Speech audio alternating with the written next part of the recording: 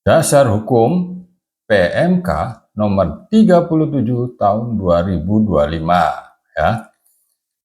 Di situ diatur bahwa perdagangan melalui sistem elektronik atau disingkat PMSE adalah perdagangan yang transaksinya dilakukan melalui serangkaian perangkat dan prosedur elektronik. Penyelenggara perdagangan melalui sistem elektronik adalah pelaku usaha, penyedia sarana komunikasi elektronik yang digunakan untuk transaksi perdagangan. Pihak lain ditunjuk oleh menteri sebagai pemungut pajak penghasilan untuk melakukan pemungutan, penyetoran, dan pelaporan pajak atas penghasilan yang diterima atau diperoleh pedagang dalam negeri dengan mekanisme perdagangan melalui sistem elektronik. Pajak penghasilan sebagaimana dimaksud adalah pajak penghasilan pasal 22. Pihak lain yang ditunjuk oleh menteri sebagai pemungut pajak penghasilan merupakan penyelenggara perdagangan melalui sistem elektronik yang bertempat tinggal atau bertempat kedudukan di dalam wilayah negara Republik Indonesia dan di luar wilayah negara Republik Indonesia yang memenuhi kriteria tertentu. Kriteria tertentu sebagaimana dimaksud adalah bahwa penyelenggara perdagangan melalui sistem elektronik yang menggunakan rekening escrow account untuk menampung penghasilan, dan A.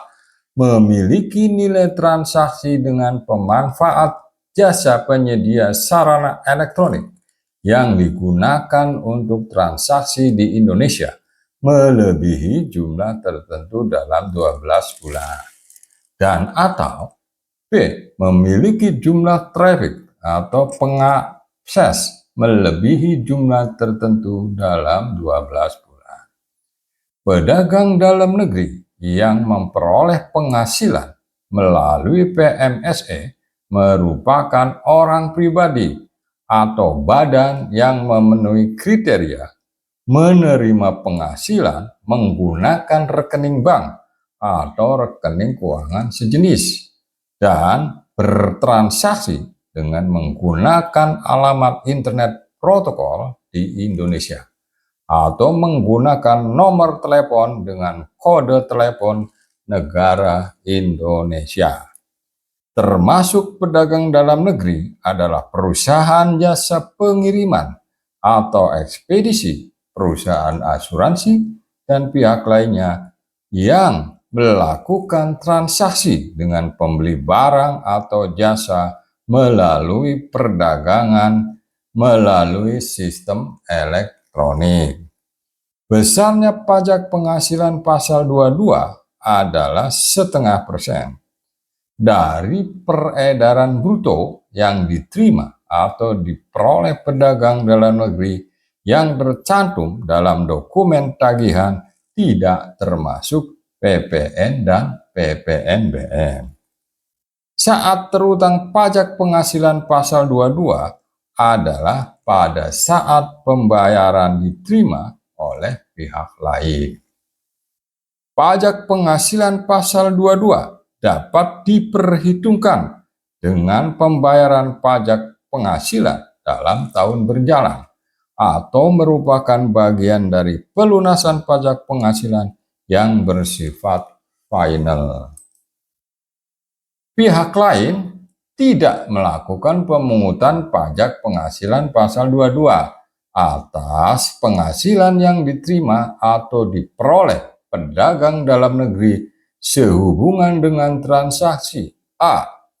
penjualan barang dan atau jasa oleh wajib pajak orang pribadi dalam negeri yang memiliki peredaran bruto sampai dengan 500 juta rupiah pada tahun pajak berjalan dan telah menyampaikan surat pernyataan. B. Penjualan jasa pengiriman ekspedisi oleh WP orang pribadi dalam negeri sebagai mitra usaha aplikasi berbasis teknologi yang memberikan jasa angkutan. C. Penjualan barang dan atau jasa oleh pedagang dalam negeri yang menyampaikan informasi surat keterangan bebas pemotongan dan atau pemungutan pajak penghasilan. D. Penjualan pulsa dan kartu perdana. E.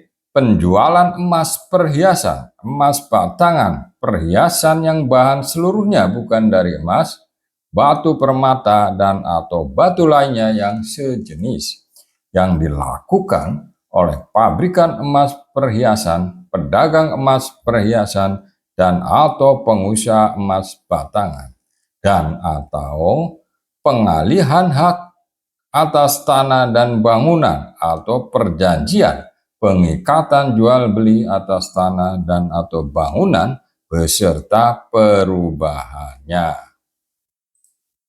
Contoh pemungutan pajak penghasilan pasal 22.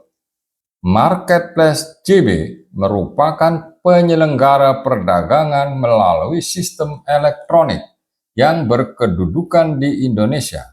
Marketplace JB telah mendapatkan keputusan Direktorat Jenderal Pajak sebagai pihak lain yang ditunjuk Menteri Keuangan sebagai pemungut pajak penghasilan pasal 22 dengan penetapan tanggal 15 Agustus tahun 2025. Berdasarkan keputusan Direktorat Jenderal Pajak tersebut, Marketplace JB wajib melakukan pemungutan pajak penghasilan pasal 22 sejak tanggal 1 September 2026. Untuk jasa pengiriman dan asuransi, Marketplace JB bekerja sama dengan layanan logistik pihak ketiga. 1. PT FQ sebagai penyedia jasa pengiriman dan PTYS sebagai perusahaan asuransi. 3. Penjual barang dan atau jasa dapat menggunakan kurir toko maupun penyedia jasa pengiriman dan perusahaan asuransi lainnya. Penjual barang dan atau jasa yang terdaftar pada sistem perdagangan melalui sistem elektronik dan difasilitasi oleh Marketplace JB, yaitu misalkan 1. Tuan WY, WP orang pribadi dalam negeri dan menjual barang atau jasa berupa alat elektronik, pulsa elektronik, kartu perdana, serta jasa reparasi dan jasa-jasa lainnya. Ya, itu contohnya satu, yang lainnya juga sama ya, nanti data-datanya. Nah, transaksi Tuan WY melalui Marketplace dapat digambarkan sebagai berikut ya. Jadi ada pihak perantara yang menawarkan barang-barang maupun jasa kepada pihak luar. Kalau ada transaksi yang jelas jadinya ada 3 pihak yang terlibat, pembeli, penjual, dan marketplace ya. Selama bulan September 2025, Tuan WY melakukan transaksi penjualan barang dan atau jasa melalui Marketplace JB sebagai berikut. Pada tanggal 2 September 2025, Tuan WY menjual komputer dengan harga 8 juta rupiah. Pengiriman dilakukan dengan menggunakan jasa pengiriman dari PT FQ dengan nilai Rp150.000. Pembeli mengasuransikan komputer melalui PTYS dengan biaya sebesar Rp50.000. Pemungutan pajak penghasilan pasal 22 oleh Marketplace JB selama bulan September adalah sebagaimana tergambar dalam tabel-tabel berikut ini. Nilai transaksi, harga komputer 8 juta, jasa pengiriman Rp150.000, biaya asuransi Rp50.000. Jadi yang harus dibayar pembeli Rp1 juta, sebaliknya ini merupakan penghasilan daripada penjual dan jasa-jasa pendukungnya. Jadi atas nilai jual, Marketplace JB tidak melakukan pemungutan pasal 22 kepada Tuan WY. Nanti akan dijelaskan kenapa tidak dipungut ya. 150.000 berupa jasa pengiriman, Tuan JC memungut pasal 22 kepada yang menerima penghasilan dari jasa pengiriman, yaitu 0,5% dari Rp150.000 sebesar Rp750. JB juga memungut pasal PPh pasal 22 kepada perusahaan asuransi juga 0,5% dari nilai asuransi Rp250.000. Nah, jadi JB memungut pasal 22 atas transaksi tersebut dengan nilai Rp1.000. Nah, ini sama nih ya. Tabel ini sama. Ya, jadi pihak yang dipungut itu pihak yang mendapatkan penghasilan. Oleh siapa dipungut? Oleh penyelenggara perdagangan melalui sistem elektronik. Dalam contoh ini adalah Marketplace JB. Nah, kita jelaskan.